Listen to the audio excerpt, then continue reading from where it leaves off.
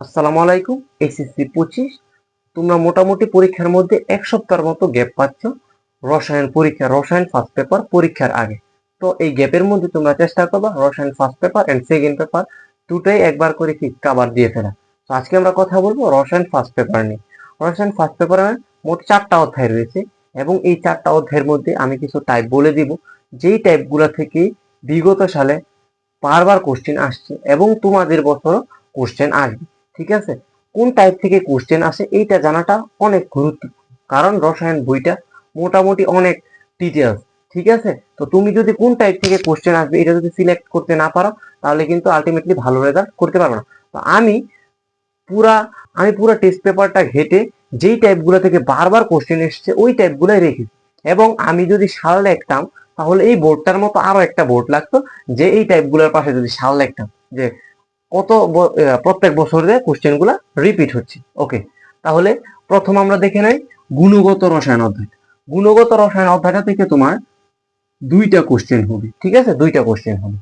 আচ্ছা, তাহলে গুণগত রসায়নের মধ্যে আমি 3টা টাইপ রেখেছি। প্রথম হচ্ছে পরমাণুর মডেল এবং বর্ণালী। পরমাণুর মডেল যেমন বোর পরমাণু মডেল, রাদারফোর্ড পরমাণু মডেল। আর বর্ণালী বলতে কি, যেমন হচ্ছে দৃশ্যমান, অতিবেগুনি, তারপরে রেডিও ওয়েভ, এরকম বর্ণালীগুলো। তারপর হচ্ছে লাল, নীল, আসমানি, কমলা, হলুদ, এই যে রংগুলার যে বর্ণালী রয়েছে, রেঞ্জ 300 থেকে 420, 450 থেকে 500, 575, এই রেঞ্জ গুলো আছে না রঙের, এই রেঞ্জ গুলা।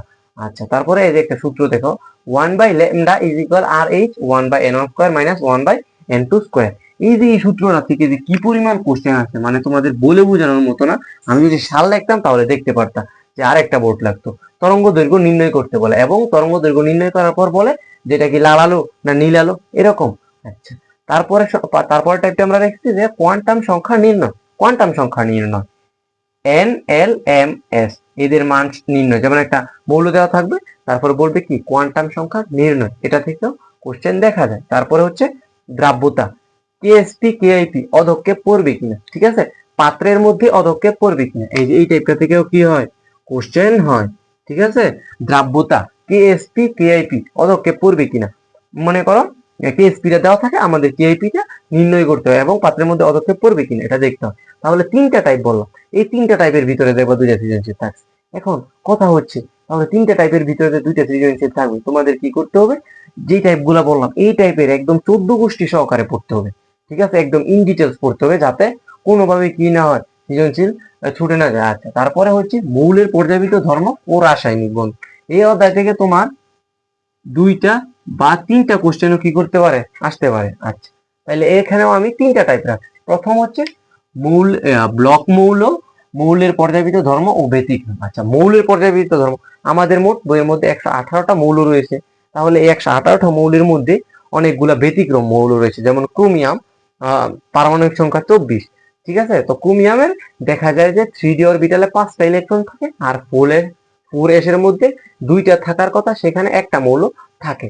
ঠিক আছে, তাহলে এই যে ব্যতিক্রম গুলা। তারপর হচ্ছে ডি ব্লক মৌল, অবস্থান্তর মৌল কোনগুলো, এবং ব্লক নির্ণয়, এই এই রিলেটেড জিনিসপত্রগুলা আসে। আচ্ছা, তারপর হচ্ছে সংকরায়ন।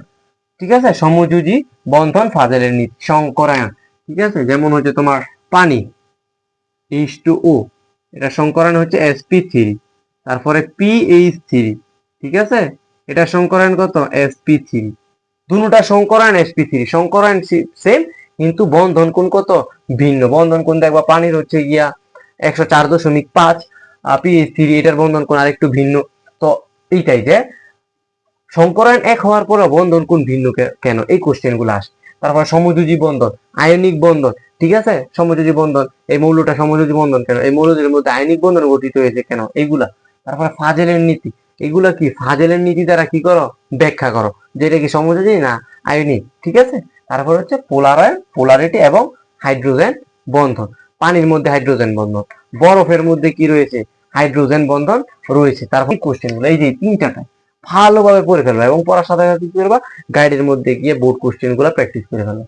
তারপরে রাসায়নিক পরিবর্তন, এই এই অধ্যায় থেকে রাসায়নিক পরিবর্তন অধ্যায় থেকে 2টা টাইপ, 2টা সৃজনশীল থাকবে তোমার, এই 2টা টাইপের মধ্যেই থাকবে।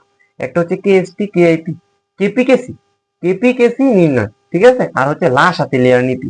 লাশ হাতি লেয়ার নীতি একটা প্রশ্নের গহর মধ্যে থাকবে। ঠিক আছে, কেপিকেসি নির্ণয় কিভাবে কেপিকেসি নির্ণয় করে, আর লাসাতের লেয়ার নীতি, লাসাতের লেয়ার নীতি থেকে কোশ্চেনটা করবে। আচ্ছা, পরে হচ্ছে বাফার দ্রবণ, পিএইচ এবং পিওএইচ এর প্রকৃতি।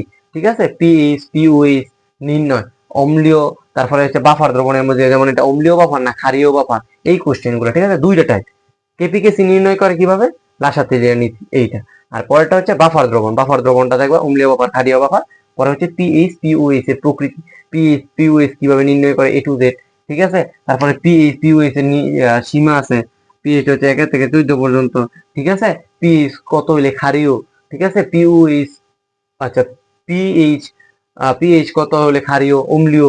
ঠিক আছে, এইগুলা আসে। আচ্ছা, তারপরে হচ্ছে আরেকটা অধ্যায়, সেটা হচ্ছে কর্মমুখী রসায়ন। তো কর্মমুখী রসায়নের মধ্যে বেশি টাইপ নাই শর্ট সিলেবাসের মধ্যে, একটা টাইপই রয়েছে, সেটা হচ্ছে ভিনেগার প্রস্তুতি। ঠিক আছে, মল্ট থেকে ভিনেগার প্রস্তুতি, 3টা লাইনের মাধ্যমে কি করা হয়, মল্ট থেকে ভিনেগার প্রস্তুতি করা হয়। এখান থেকে একটা সৃজনশীল আসবে, তো তুমি কিভাবে ভিনেগার প্রস্তুতি করতে হয় এটা সুন্দরভাবে দেখে নেবা, তাইলে কি তোমার এই টাইপটা এইখান থেকে একটা সৃজনশীল কমন পড়ে যাবে। আর হচ্ছে খাদ্য সংরক্ষণ, মানে ভিনেগার তো তৈরি করা হয় খাদ্য সংরক্ষণ করার জন্য, যেমন আচারের মধ্যে ভিনেগার দেওয়া হয়। তারপরে এই ভিনেগারটা কিভাবে খাদ্যের সাথে মিশে খাদ্যকে সংরক্ষণ করে এই কৌশলটা, ঠিক আছে, গাইড থেকে পড়ে ফেলবে। এবং এই যে টাইপ গুলা বললাম, ফার্স্ট পেপারে কিন্তু খুবই অল্প টাইপ বলছি। ঠিক আছে, এই ফার্স্ট পেপারের মধ্যে মার্ক তোলা খুবই ইজি, এর মধ্যে তুমি যত বেশি মার্ক তুলতে পারো।